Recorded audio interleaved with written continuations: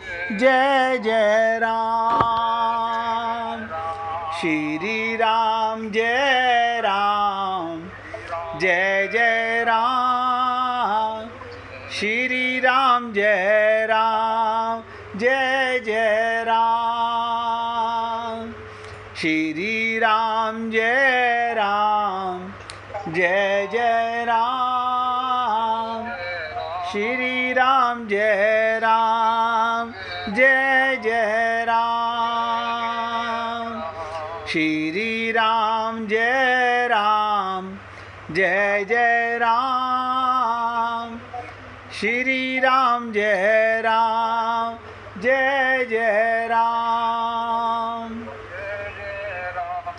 अब सभी पुण्य आत्मा पूरी एकाग्रता के साथ सुनिएगा। देखिए, राह दिखाना, हम सब में चाह पैदा हो, इस देह में हरि मिलत हैं। अब हरि को पाने की चाह हो या हरि से पाने की चाह हो, ये अंतर है। 99% लोग मंदिरों में भगवान से संसार मांगने जाते हैं, ये आप सब भली प्रकार जानते होंगे। अगर भगवान को पाना हो तो आपके हृदय में एक मंदिर है, वहाँ नैन मूंद करके ध्यान करो तो अंदर के पट खुलें, साक्षात्कार हो। लेकिन कोई बात नहीं। तो संपाति भी समझ गया, जैसे स्वयं प्रभा समझ गई थी। उसने एक इशारा दिया, मूंदा नैन। नरेंद्र भाई, आप अपने मोबाइल की आवाज़ बंद कर लेना भैया, बहुत ध्यान से सुनना भैया। मैं जो आगे अब और थोड़ा सा प्रसंग कठिन होता जाएगा और किसी को समझ ना आए तो सबसे निवेदन कर रहा हूँ, तुरंत सामने आके पूछ लेना। संपाति ने कहा, मैं देखा हूँ तुम नहीं, गीधई दृष्टि अपार। रामचरितमानस में तो ये लिखा है और हमारी बुद्धि ने समझ लिया, हाँ गीत की दृष्टि तो बहुत गहरी होती है।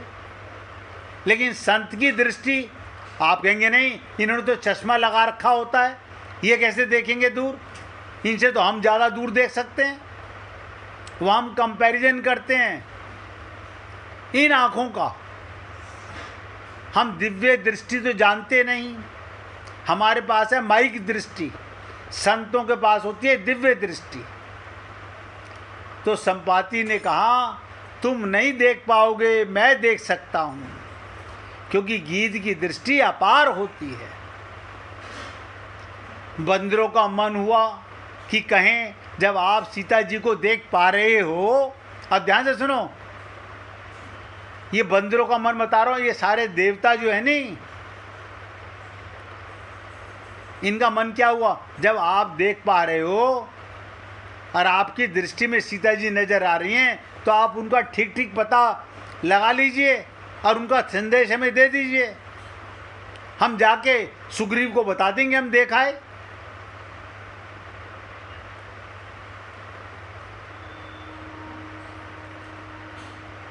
पर तुरंत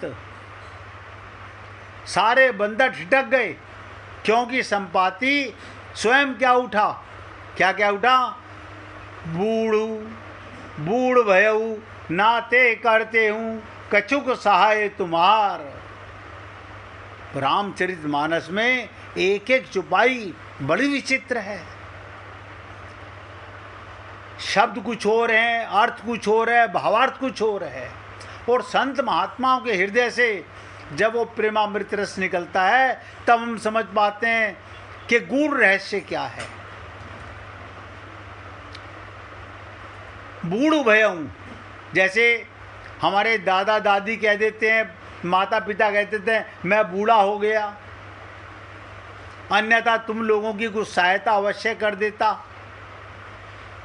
ये मनुष्य का स्वभाव में है, वो सब काम दूसरों से करा लेना चाहता है। जब कोई महात्मा या गुरु भक्ति के केंद्र का पता देते हैं, ध्यान से सुनना, जब कोई संत महात्मा हमारे को भक्ति का मार्ग बताते हैं, केंद्र बताते हैं तो शिष्य क्या चाहता है, साधक क्या चाहता है, गुरुजी हमारे लिए साधना भी तो आप ही कर दो। शिष्य क्या चाहता है, गुरुजी हमारे लिए साधना भी आप ही कर दो तो अच्छा है। बंदरों ने भी यही चाहा संपाति से,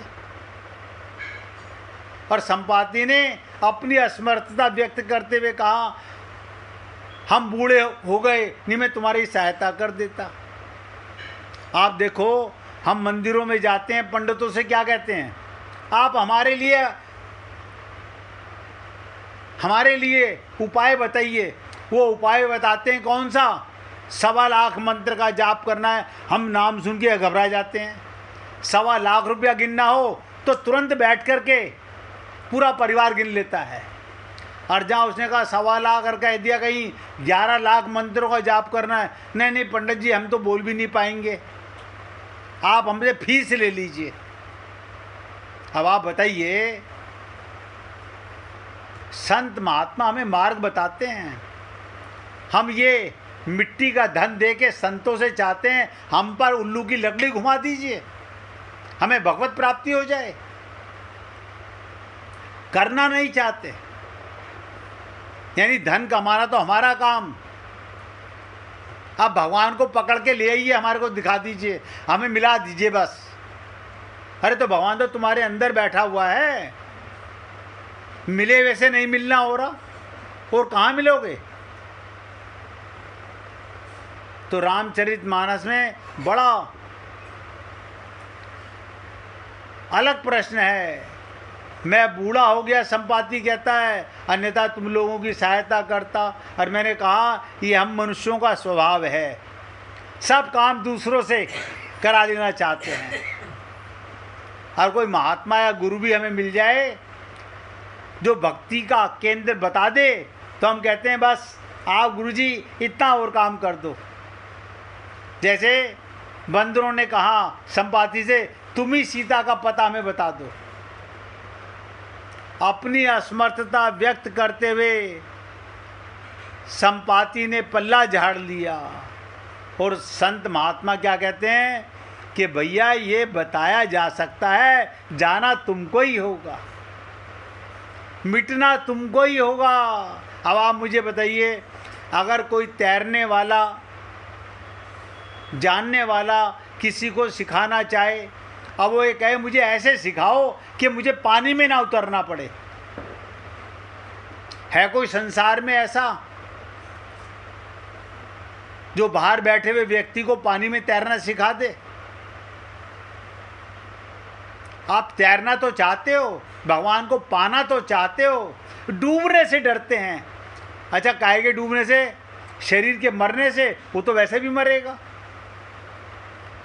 शरीर तो मैंने आपको बता दिया मृत्यु लोक है, हम सब मरने के लिए तो आए हैं, लेकिन जिस काम के लिए आए हैं उस काम का हमें पता नहीं।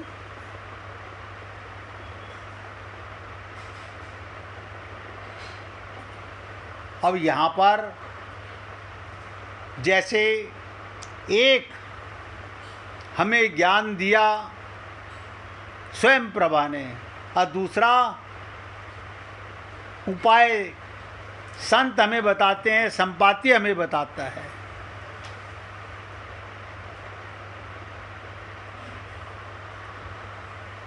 क्या कहा रामचरितमानस में? जो ना गई सत जो जन सागर, करें सो राम काज मति आगर। कमाल है। जो ना गई सत जो जन सागर,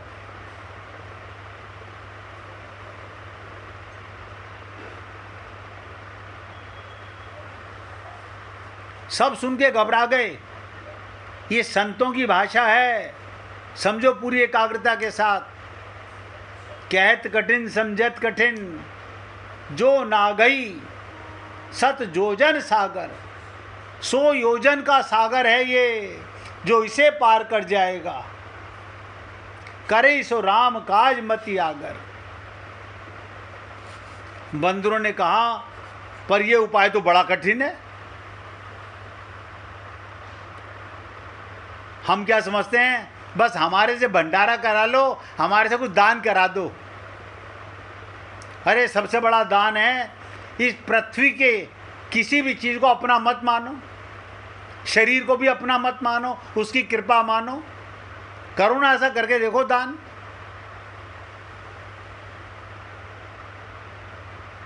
संपाति फिर बोला, संत महात्मा हमें क्या समझा रहे हैं, मोही बिलो की धरो मन धीरा,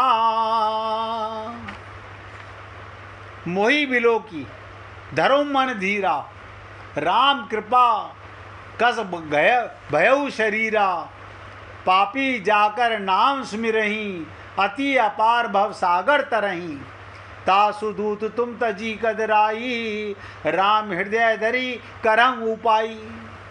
अब बताओ, हमने रामचरितमानस तो ऐसे पढ़ी जैसे कंपटीशन लगा हुआ है, अखंड रामायण,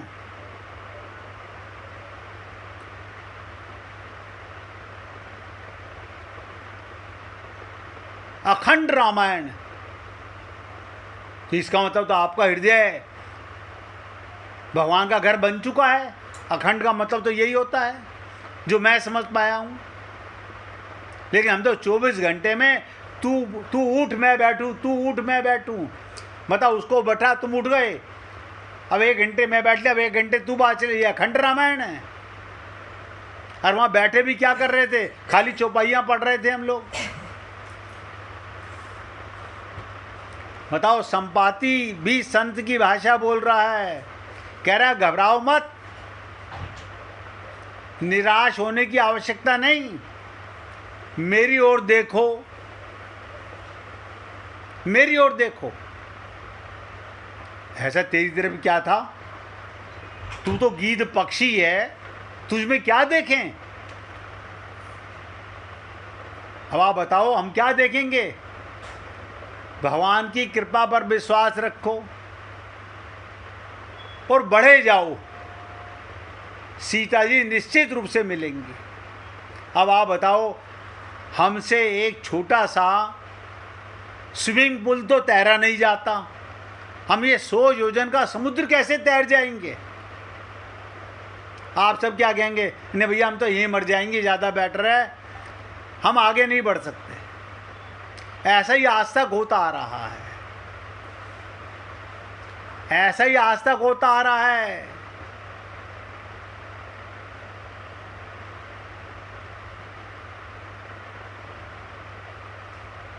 जीवन पूरा जी लिया, बैठे किनारे पर, डूबना नहीं चाहते, मिटना नहीं चाहते, पाना चाहते हैं राम रस, छोड़ना कुछ नहीं चाहते।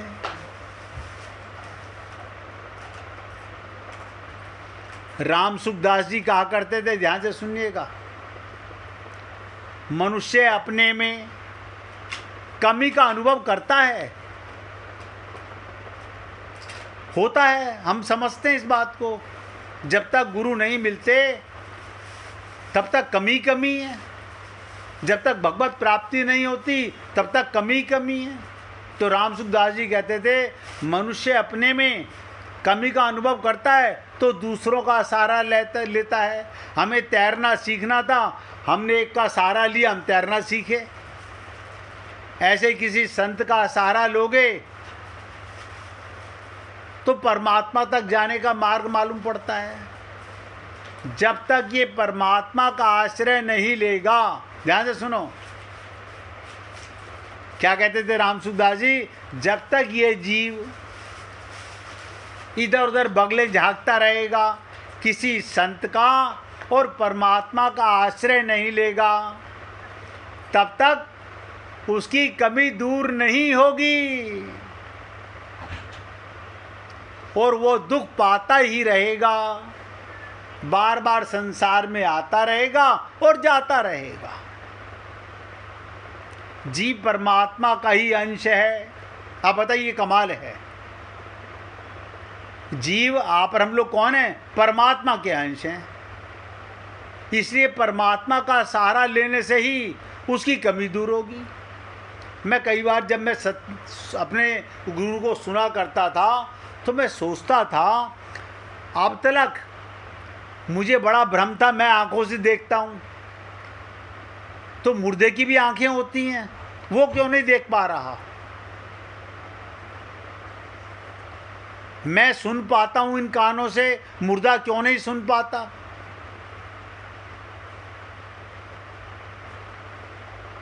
जिन खोजा तिन पाइयां। अब ध्यान से सुनिएगा। तो राम सुखदास जी कहते हैं द्वैत अद्वैत, द्वैत अद्वैत आदि सभी उसका सहारा लेने के लिए हैं। द्वैत माने ढूंढते समय द्वैत, और जब मिल गया तो अद्वैत। पानी का बुलबुला और पानी दो हैं कि एक हैं? आप कहेंगे मेरी आंखों से तो दो नजर आ रहे हैं। अब मिट गया तो क्या हो गया? एक हो गए। बताइए, वो बुलबुला कहाँ से उठा था? पानी से। हम किसके अंश हैं? परमात्मा के। मिट जाएं, मिटने को तैयार हो जाएं तो परमात्मा के हो गए, अहम ब्रह्मास्मि हो गए। तो राम सुखदास जी जोर दे के कहते थे ये बात, सभी उसका सहारा लेने के लिए ही है। अद्वैत केवल द्वैत का निषेध करने के लिए है कि दो हैं ही नहीं, दो हैं नहीं। अद्वैत माने एक था, एक है, एक ही रहेगा। भगवान ने गीता में कहा वासुदेव सर्वम, सारा संसार मैं बना हुआ हूं। हमें तो नजर नहीं आते भगवान। अरे जब भगवान कह रहे मैं बना हुआ हूं तो विश्वास नहीं होता? नहीं, ऐसे कैसे विश्वास कर लें? हम अलग हैं, भगवान कैसे हैं? अरे बाबा, तुम में भी वही भगवान है। यही हमारी बुद्धि का, इसे कहते हैं कुबुद्धि, शरणागत बुद्धि नहीं है।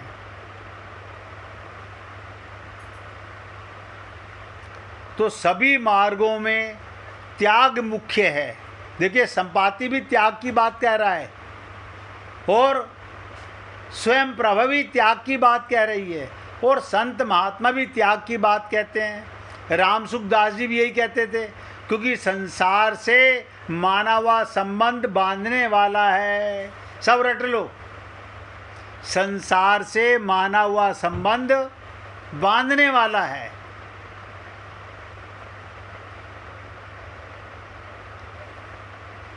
साधन एक से तोड़ना है, दूसरे से जोड़ना है, बस इतनी सी बात है। साधन दो हैं, संसार से संबंध तोड़ना और परमात्मा से संबंध जोड़ना। चलो और सरल कर देते हैं, संसार से संबंध मत तोड़ो, शरीर से अपना संबंध तोड़ दो। ये मैं शरीर नहीं हूं, मैं परमात्मा का था, परमात्मा का हूं। ये मेरा शब्द जहां जहां आएगा, परमात्मा को छोड़कर सब माया है। जिसे कहते हैं ना, जहां जहां मन जा लग जाई, सो सब माया जाने भाई। तो संसार से संबंध तोड़ना है और परमात्मा से संबंध जोड़ना है। भगवान के शरण होने पर संसार से संबंध विच्छेद भगवान करा देते हैं,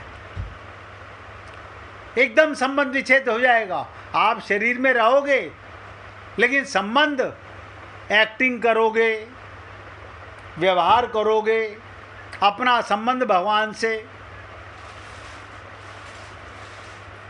भगवान श्री कृष्ण गीता के 12वें अध्याय के 7वें श्लोक में यही बता रहे हैं, हे पार्थ, हे अर्जुन, मुझ में आविष्ट जो अपना चित्त मुझ में लगा देता है, उन भक्तों को मैं मृत्यु रूप संसार बताओ।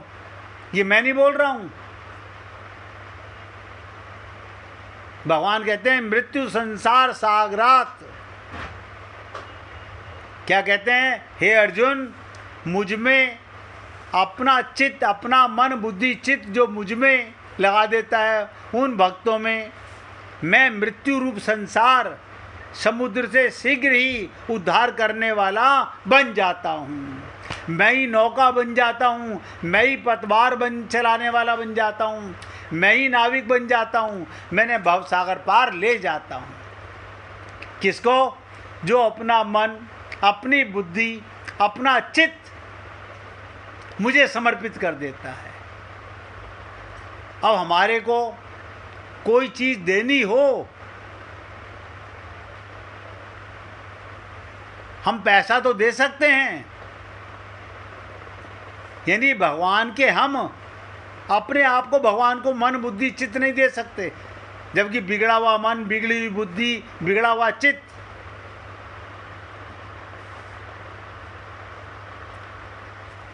अब ध्यान से सुनिएगा, क्योंकि ये जो बात आगे की मैंने कहा था भवसागर पार जाने की, उसकी चर्चा तो कल करूँगा। राम सुखदास जी एक विचित्र बात और कहा करते थे, गुरु तो छोटा बनता है, गुरु तो छोटा बनता है, चेला बनता है, पर भगवान ऊंचा बनाते हैं। गुरु तो अपने को सेवक मानता है और भगवान ऊंचा बनाते हैं। ऊंचे गुरु ऊंचा ही बनाते हैं। इसलिए दास्य रति सख्य रति में बदल जाती है। जो शरण में आता है वो भगवान का सखा बन जाता है। बालक माँ का आश्रय लेता है तो माँ उसके बस में हो जाती है। ये तो आप सब जानते होंगे। जो पत्नी पति का आश्रय लेती है, पति उसकी शरण में हो जाता है। जो शिष्य गुरु का आश्रय लेता है, गुरु उसकी शरण में चले जाते हैं, भगवान शरण में चले जाते हैं। तो उनका एक बहुत ही पेटेंट श्लोक बता रहा हूँ। वो कहते थे राम सुखदास जी, हे नाथ मैं आपका हूँ और किसी का नहीं, बस मैं आपका हूँ और किसी का नहीं। इसके आगे भगवान निर्बल हो जाते हैं।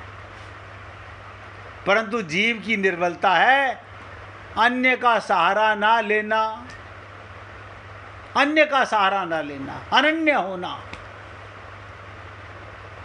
ये भी गीता में कहा गया, अनन्य भक्त के लिए भगवान सुलभ हैं, तस्या हम सुलभ पार्थः, उसके लिए मैं बहुत सुलभ हूँ। भजन का भी आश्रय ना मानकर केवल भगवान के आश्रित हो जाना, ये शरणागति का मार्ग सबसे श्रेष्ठ और सबसे सुगम। भगवान भी शरणागत भक्त के शरण हो जाते हैं। आप कहेंगे ये बात तो हमने कहीं नहीं सुनी कि भगवान शरण हो जाते हैं। हाँ, ये मैं थोड़ी बोल रहा हूँ, गीता बोलती है। गीता के 4थे अध्याय का 11वां श्लोक क्या कहता है? ये यथा माम प्रपद्यन्ते तास तथैव भजाम्यहम्। बताओ, कमाल है। भगवान कह रहे हैं मैं अपने भक्त के, शरणागत भक्त के शरण हो जाता हूँ। ये यथा माम प्रपद्यन्ते तास तथैव भजाम्यहम्। दास्य भाव से, सख्य भाव से, आदि भाव, तत्व ज्ञान होने के बाद, तत्व ज्ञान ये पहली शर्त है।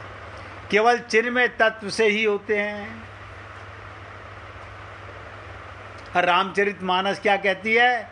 एक वाणी करुणा निधान की, सो प्रिय जाके गति नान की। इसलिए हे पुण्य आत्माओं, मैं अपने शब्दों को आज विराम दे रहा हूँ। जितनी बात आज समझी है, अब संपाति फिर कह रहा है घबराओ मत। बंदर आगे जाने का साहस नहीं कर रहे और संपाति कह रहा है घबराओ मत, निराश होने की आवश्यकता नहीं। मेरी ओर देखो, भगवान की कृपा पर विश्वास रखो और बढ़े जाओ।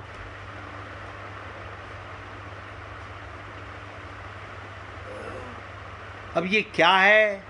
क्या देखें संपाति की ओर, क्या देखें संत की ओर, ये चर्चा आपके साथ कल करेंगे। आज 1 मिनट भगवान का कीर्तन कीजिए। हरि शरणम हरि शरणं हरि शरणं हरि शरणं हरि शरणं हरि शरणं हरि शरणं हरि शरणं हरि शरणं हरि शरणं हरि शरणं हरि शरणं हरि शरणं हरि शरणं हरि शरणं हरि शरणं हरि शरणं हरि शरणं हरि शरणं हरि शरणं। बोलिए वृंदावन बिहारी लाल की जय। जय जय श्री राधे जय जय श्री राधे।